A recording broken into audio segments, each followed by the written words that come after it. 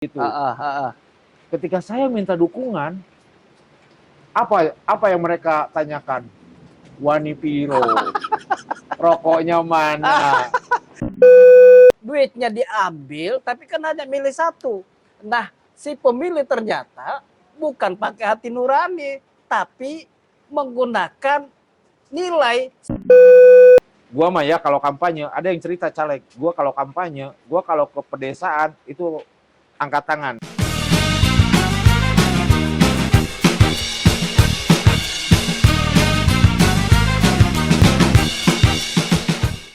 Selamat datang di Rapat Penting. Obrolannya nggak penting-penting amat, tetapi mari kita pentingkan. Di episode kali ini, pemilu serentak sebetulnya memberikan efek yang tidak baik bagi para calon legislatif.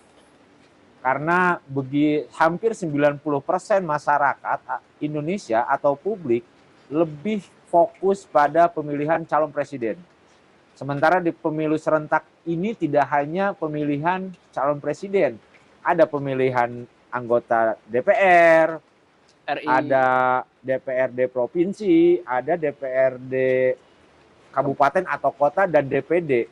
Nah, yang paling apes, info yang kita dapat nih kan, ternyata mereka juga mendapatkan sialnya. Apa sialnya gitu? Sialnya karena masyarakat terlalu fokus pada pada pilpres, tetapi di sisi lain ketika ada kebutuhan, Mintanya ke caleg.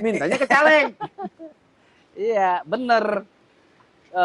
Nah, ini juga sebenarnya harus mendapat perhatian dari, saya tidak tahu apakah itu pemerintah, apakah itu KPU sebagai penyelenggara pemilu atau caleg itu sendiri, bahwa caleg ini sebenarnya sangat berperan penting dalam pemilu 2024. Nah, selepas itu, kalau mereka terpilih menjadi anggota DPR, anggota DPRD, mereka ini punya PR besar bagaimana menyalurkan aspirasi masyarakat. Mereka ini adalah penyambung lidah rakyat. Tetapi yang aneh ketika masa-masa kampanye seperti sekarang ini justru dilupakan oleh rakyat. Nah, ini ya kasihan, banyak juga yang curhat kayak gitu. Giliran butuh rumah sakit tapi ditolak-tolak di rumah sakit, anggota DPR yang dipanggil. Giliran ada rumah rusak, anggota DPRD yang ditelepon. Giliran ada pembangunan gitu, anggota DPRD yang dihubungi. Tidak ada yang langsung menghubungi presiden. Ya karena memang tugas anggota DPRD ya seperti itu, bagaimana menjadi penyambung lidah rakyat. Tapi pada saat kampanye kayak gini, apes. Saya juga ngobrol dengan beberapa caleg, temen caleg, beberapa curhat juga kan. Aduh bro, pusing ini pemilu kali ini. Semua fokus pada calon presiden. Kalau ngomongin presiden, mereka selalu ngomongnya adalah soal hati nurani. Ini soal hati nurani. Saya akan coblos si A, capres B, capres C. Tapi ketika saya minta dukungan, kata si caleg gitu. Ketika saya minta dukungan, apa yang mereka tanyakan? Wani Piro, rokoknya mana? Sembakonya mana? Kasian banget ya. Ya minimal mah pinjemin kayak 100 biar silaturahminya panjang katanya. Kan apes bener itu. Iya. Kalau ngeributin presiden, bicaranya hati nurani. Tapi ketika para caleg, terutama di DPRD, meminta dukungan rakyat, Wani Piro. Iya. Nah, masyarakat harus paham nih bahwa yang bisa menyalurkan aspirasi mereka itu adalah mereka yang saat ini sedang mencari simpati, yaitu ya para caleg itu. Harusnya itu juga bisa dimanfaatkan dengan baik oleh masyarakat, mengenal mereka siapa calonnya, dan ketika terpilih nanti mereka bisa menyampaikan aspirasi ke caleg-caleg yang sudah terpilih itu. Cerita berlanjut juga, ada caleg juga yang cerita. Ketika ngomongin pemilu, yang diomongin pertama adalah siapa presidenmu. Ketika ngomongin bernarasi tentang presiden A, B, C dan sebagainya, publik gitu kan atau rakyat atau konstituennya itu selalu menyorot bahwa ya presiden calon presiden itu harus begini, harus begini, harus begini, harus begini gitu. Terus kemudian lagi-lagi ketika ya udah lu dukung gua juga dong kalau misalkan lu kan kita presidennya sama. Ya Wani Piro lagi gitu kan. Lu Wani Piro, lu minta aja sana calon presiden lu.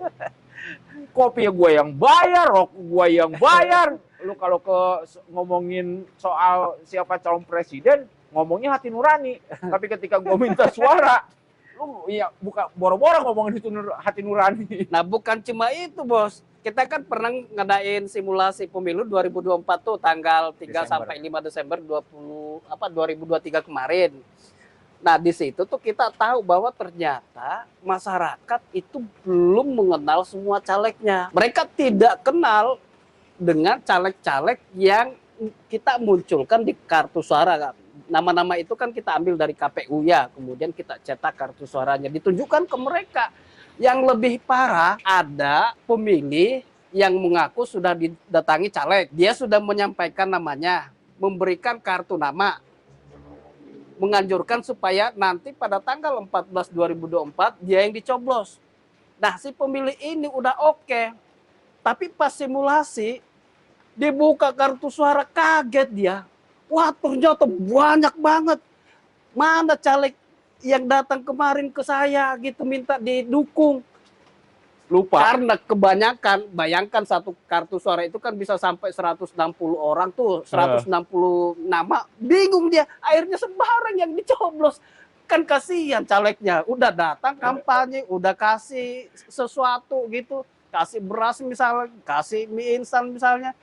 Udah pemilihnya udah siap ngedukung, tapi pas disodori kartu suara karena terlalu banyak, bingung. Jadi biar jelas ya penonton, jadi di pertengahan Desember itu kami berkolaborasi dengan hampir 12 media ya di Jawa Barat itu melakukan simulasi dengan biaya sendiri yang habisnya juga ratusan juta rupiah. Betul. Untuk melakukan simulasi untuk melihat atau merekam atau memotret sejauh apa publik atau masyarakat Jawa Barat mengenal calon presidennya, mengenal calon anggota DPR RI, anggota DPRD provinsi, DPRD kabupaten termasuk DPD. Ya, terutama DPD yang banyak sering dilupakan. Nah, di simulasi kemarin itu total respondennya itu hampir menyentuh ke 30.000 di 14 kabupaten kota di Jawa Barat. Kabupaten dan kota di Jawa Barat. Hasilnya juga sudah kita umumkan. Dan semuanya pembayaran sendiri, sehingga kita juga kalaupun ngobrol begini otentik sebetulnya. Betul. Narasi yang kita bangun juga otentik karena kita mengalami langsung sejauh apa sih keinginan, sampai kita juga menemukan data bahwa money politik di pemilu kali ini naik. Iya. Dari yang sebelumnya di 2019 mungkin kisarannya ya per satu suara itu 150 sampai 250 ribu, sekarang menjadi 300 sampai 400 ribu. Iya. Dan memang mana ya? Dan yang lebih sulit udah masalah pragmatis. Itulah gua kagak pernah mau jadi caleg. Dan yang lebih menyedihkan, ini misalkan nih satu pemilih didatangin 2 caleg, duitnya diambil, tapi kan hanya milih 1. Nah, si pemilih ternyata bukan pakai hati nurani, tapi menggunakan nilai, siapa yang tertinggi nilainya itu yang diambil. Jadi misalkan caleg 1 datang membawa duit 50.000, tapi yang caleg kedua datang belakangan membawa uang 200.000, yang dipilih yang 200.000. Aduh, benar-benar. Jadi kita kasih bocoran ya, terutama buat para caleg-caleg pemula dan caleg-caleg duapak, kalau mau memberikan sesuatu, pastikan lebih baik memberikan uang. Kalau memberikan sembako, cepat dilupakan. Tapi kalau memberikan uang, daya ingatnya pemilih masih akan tetap lama. Dan kocaknya lagi, harga sembako itu 100.000. Dikasih kan, kayak tadi kan kejadian. Terus kemudian diambil tuh sembako itu. Ya. Besoknya udah lupa lagi. Ya itu tadi Iya, kejadian. Nah, betul. kemarin siapa yang ngasih sembako ya? Nomor berapa ya? Partai mana ya? Kacau. Ini Tapi kita kalau ngasih uang masih diinget. Oh, dari Ridwan Partai Semut Merah Semut misalnya. Terus kemudian baru ngasih 20.000. Ingat, Bro. betul. Nah, Ini kita tidak menganjurkan money politik ya, tapi ini adalah fakta yang terjadi di lapangan. Potret. Kita potret yang terjadi di lapangan, kita bertanya kepada masyarakat secara langsung dan yang jawabannya seperti itu. Jadi kami hanya menyampaikan jawaban dari mereka. dan mengedukasi para caleg Betul. apa namanya tuh? Caleg-caleg yang pemula. Ya. Kan kasihan mereka kalau udah berharap gitu, udah memberikan sesuatu ke pemilih, udah berharap dipilih di TPS nanti, tapi ternyata kan ya PHP jadinya kan. Dan lucunya lagi nih ya, kalau diskusi sama caleg-caleg, terutama caleg-caleg kelas amatir, mereka menyampaikannya begini juga, mereka cerita. Aduh, perasaan ya, gua itu keluar rumah udah jam 4 subuh. Keliling, satu titik minimal 500.000 mah harus keluar duit. Betul. Siang, sore, baru pulang ke rumah lagi, kadang-kadang jam 2 pagi, kadang-kadang jam 3, paling cepat pulang ke rumah itu jam 9 malam, tiap hari. Suara gua kagak naik-naik. Rasa-rasa itu kok kemarin itu si caleg A, si caleg B temen gua itu, perasaan dia molor mulu tapi suaranya bagus katanya. Ya memang banyak sih, apa namanya, banyak hal-hal yang ya menurut saya tidak logis juga tuh yang dialami oleh para caleg. Satu sisi sudah berharap sesuatu, tapi pada sisi yang lain ya ternyata harapan itu hanya harapan semu karena ada sesuatu yang lebih dari itu. Ya semoga saja money politik di tahun 2024 ini, di pemilu 14 Februari 2024 itu bisa diminimalisir. Yakin nggak bisa kurang atau justru bisa naik? Bisa hilang malah. Oh gitu. 200 tahun kemudian mungkin. Berarti ya itu cicit kita tuh yang Cicit kita yang akan menikmatinya. yang akan menikmati. Ya, itu memang apa namanya? Memang dinamika demokrasi yang nggak bisa terbantahkan karena juga rakyat kan sudah punya hitung-hitungan sendiri. Betul. Ada 1-2 orang caleg yang tadinya mau idealis, ya saya pokoknya tidak akan menggunakan uang, saya tidak akan memberikan sembako. Tapi ketika dia turun ke lapangan tanpa sembako, tanpa cuan, mereka akan dicuekin. Nah kalau misalkan dia hanya sendiri idealis sementara di sekelilingnya itu penuh dengan pragmatis, ya udah pasti yang idealis ini tersungkur dengan sendirinya. Memang berbeda di 2014 ya, 2014, 2018, 2019. 2014 itu kampanye-kampanye kreatif terutama di media sosial masih memainkan peran baik gitu kan. Karena mungkin pemainnya belum terlalu banyak. Betul. Artinya masyarakat juga belum mampu mengimbanginya. Hanya tim suksesnya aja yang melakukan akrobat-akrobat konten yang baik sehingga masyarakat juga hebat gitu kan. Sekarang masyarakat udah kelihatan pintar.